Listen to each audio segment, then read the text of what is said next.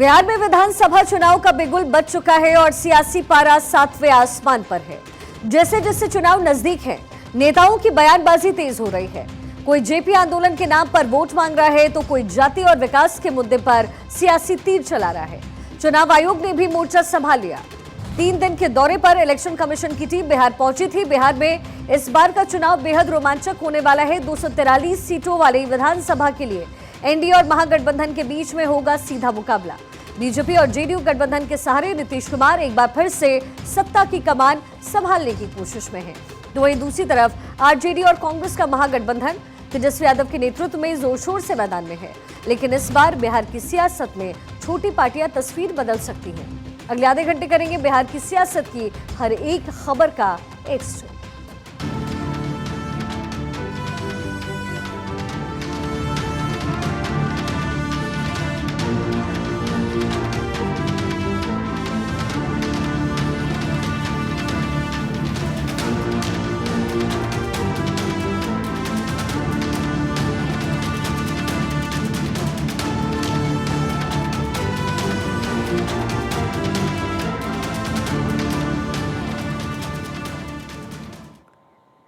बिहार विधानसभा चुनाव की हलचल अब दिल्ली से पटना तक शुरू हो चुकी है। आज पटना पहुंचे रक्षा मंत्री राजनाथ सिंह ने बड़ा ऐलान किया और विपक्ष पर जमकर वार किया।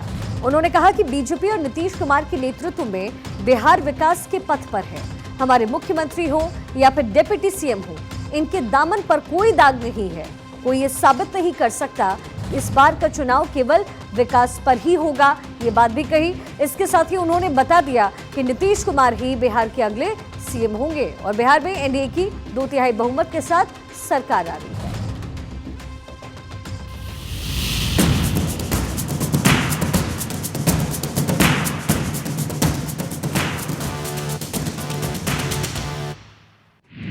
बिहार में चुनाव, बीजेपी का धुआंधार प्रचार।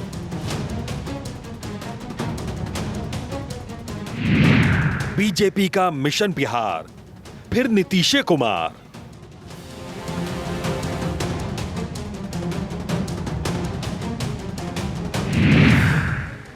राजनाथ की चर्चा, इस बार बिहार किसका?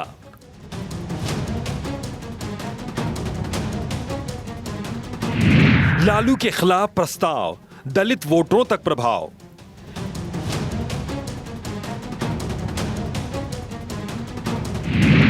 बीजेपी कार्य समिति की बैठक में बरसे राजनाथ।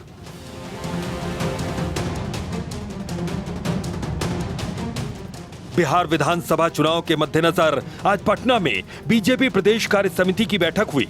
बीजेपी कार्य समिति बैठक का उद्घाटन राजनाथ सिंह ने किया। इसमें बीजेपी के करीब 900 से अधिक नेता, विधायक, मंत्री और पदाधिकारी मौजूद थे। इस दौरान सम्राट चौधरी और विजय सिन्हा ने राजनाथ सिंह का स्वागत किया और उनके साथ मंच साझा किया।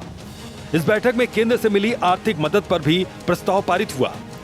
इसके अलावा विधानसभा चुनाव पर राजनीतिक प्रस्ताव पास किया गया और सहयोगी दलों से तालमेल बढ़ाने पर चर्चा की गई।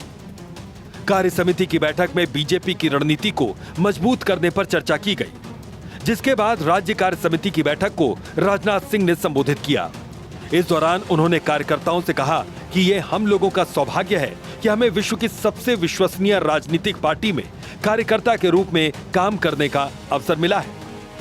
ये हम सबका सौभाग्य है। लोकतंत्र में यदि किसी राजनीतिक पार्टी के कार्यकर्ता के रूप में हमें काम करने का अवसर मिला है तो हिंदुस्तान की नहीं, मैं कह सकता हूं कि दुनिया की सबसे विश्वसनीय राजनीतिक पार्टी है, सबसे क्रेडिबल राजनीतिक पार्टी है। बैठक को संबोधित करते हुए राजनाथ सिंह ने कहा कि 40 वर्षों से बीजेपी के कार्यकर्ताओं को काफी नजदीक से देख रहा हूं। बिहार का खोया हुआ गौरव अगर कोई शक्ति लौटा सकती है तो केवल एनडीए कार्यकर्ता ये काम कर सकते हैं। उन्होंने कहा कि भ्रम फैलाया जाएगा, झूठी बातें फैलाई जाएंगी। उनकी बातों का सबूतों के साथ जवाब दीजिए कि बिहार पिछड़ा नहीं है, बल्कि बिहार को पिछड़ा बनाया गया है। इस राजनीति शब्द के खोए हुए अर्थ और भाव को पुनः स्थापित करने का काम यदि किसी ने किया है तो हमारी और आपकी पार्टी भारतीय जनता पार्टी ने किया है। कांग्रेस और आरजेडी जैसी राजनीतिक पार्टियां केवल कुर्सी पाने की लालसा से प्रेरित हैं, लेकिन भाजपा की प्रेरणा है सिर्फ और सिर्फ राष्ट्र निर्माण। कांग्रेस और आरजेडी जैसी पार्टियों का केवल एक ही मोटिवेशन होता है, सत्ता में बने रहना। लेकिन मेरे बहनों भाइयों, केवल सत्ता में बने रहना यह हमारा मोटिवेशन नहीं है। भारत को एक महान भारत बनाना है, ऐसा भारत बनाना है जो सारे विश्व का नेतृत्व कर सके। जबकि भारतीय जनता पार्टी का उद्देश्य है कि हर नागरिक की गरिमामय जीवन सुनिश्चित होना चाहिए, और उस दृष्टि से आपने देखा होगा कि हमारे प्रधानमंत्री जी ने कितने प्रभावी कदम उठाए। बैठक को संबोधित करते हुए राजनाथ सिंह ने कांग्रेस और आरजेडी पर जमकर निशाना साधा। उन्होंने कहा कि कांग्रेस और आरजेडी जैसी पार्टियों का केवल एक ही उद्देश्य होता है, सत्ता में बने रहना, जबकि भारतीय जनता पार्टी का उद्देश्य है कि भारत के हर नागरिक का गरिमामय जीवन सुनिश्चित होना चाहिए। साथियों, लालू जी कहते थे कि उन्होंने बिहार को स्वर्ग नहीं स्वर दिया है।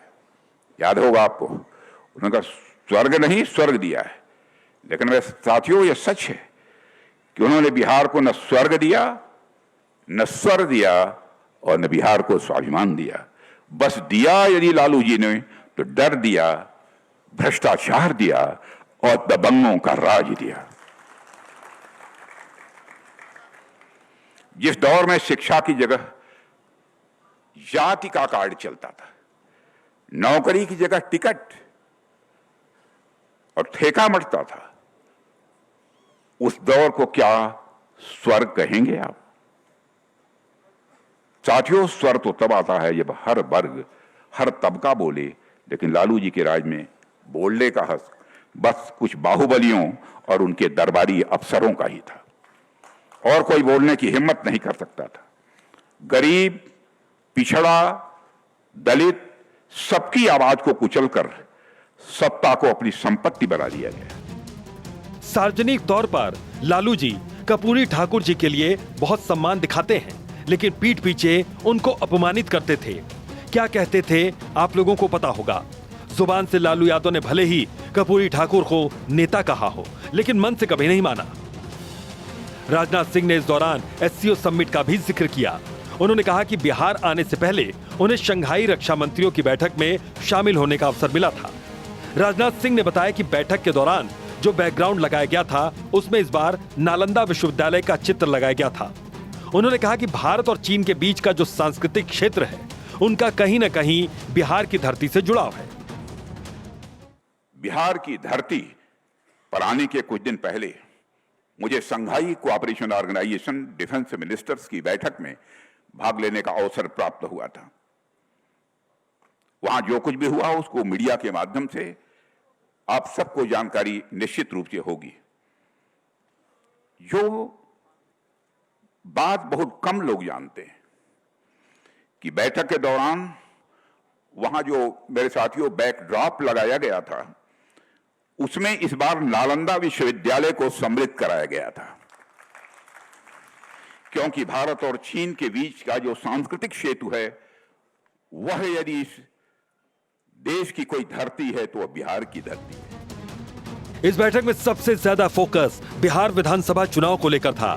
बीजेपी अब लोगों के घर घर जाकर एनडीए मोदी सरकार की उपलब्धियों को बताने के लिए लोगों के बीच जाएगी। इसके अलावा 15 जुलाई से बूथ सशक्तिकरण कार्यक्रम को लेकर भी एक्शन प्लान बनाया जा रहा है। डिप्टी सीएम सम्राट चौधरी ने कहा कि बीजेपी का हर कार्यकर्ता एनडीए सरकार के एक एक काम को बिहार के घर घर तक ले जाएगा। उन्होंने भी दावा किया कि फिर एक बार एनडीए की सरकार आएगी। एक प्रस्ताव जो अभी पारित हुआ, वो राजनीतिक प्रस्ताव हम लोगों ने मिलकर सभी कार्य समिति के सदस्य ने पारित करने का काम किया,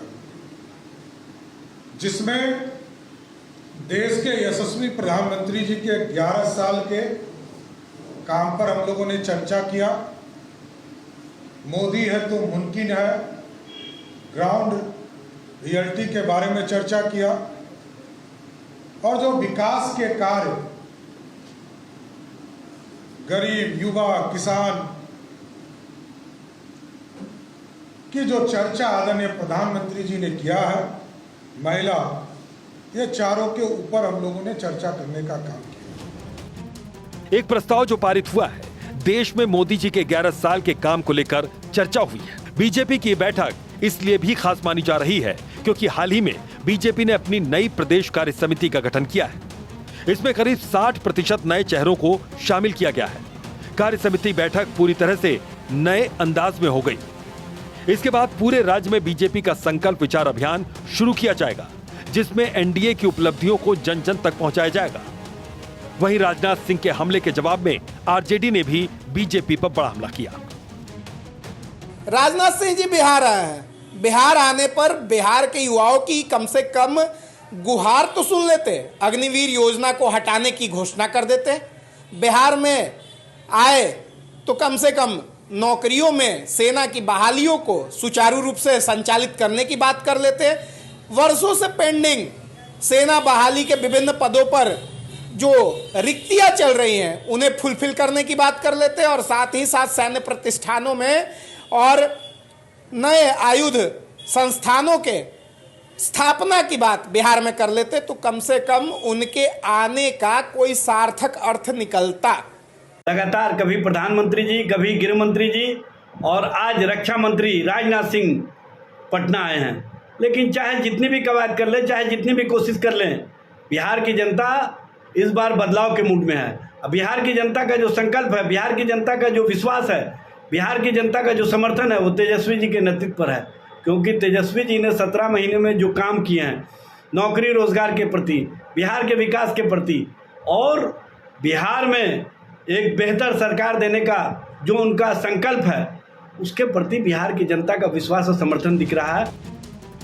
बिहार में सिर्फ चुनाव आयोग का ऐलान होना बाकी है, लेकिन घमासान शुरू हो चुका है। 243 सदस्यों वाली बिहार विधानसभा के लिए अक्टूबर-नवंबर में चुनाव होने हैं। बिहार में सरकार बनाने के लिए 122 विधायकों का होना जरूरी है। पिछले चुनाव में एनडीए को 74 और आरजेडी को 75 सीटें मिली थी। जेडीयू के खाते में 43 सीटें आई थी। नीतीश कुमार 2000 में पहली बार सीएम बने थे, तब वो सिर्फ 8 दिन मुख्यमंत्री रह पाए थे। इसके बाद वो नवंबर 2005 में कुर्सी पर लौटे थे। बीच के 278 दिनों के कार्यकाल को छोड़ दें तो तब से नीतीश कुमार ही बिहार के सीएम हैं। 1 साल से कम समय के लिए बीच में जीतन राम मांझी मुख्यमंत्री बनाए गए थे। अब एक बार फिर नीतीश कुमार ही एनडीए के सीएम फेस हैं, लेकिन पिछले चुनावों में और इस बार में अंतर है। पहले नीतीश कुमार का एक करिश्माई नेतृत्व होता था, जो वैसा नहीं है। इसीलिए इस बार नीतीश के साथ पीएम मोदी की भी तस्वीर लगाई गई है। तेजस्वी भी वक्त की नजाकत को समझते हुए पूरी मेहनत कर रहे हैं। इस बार मुकाबला जोरदार है। बड़े बड़े विशेषज्ञों के लिए बताना मुश्किल है कि कौन जीत का असली दावेदार है। Bureau report, Bharat 24।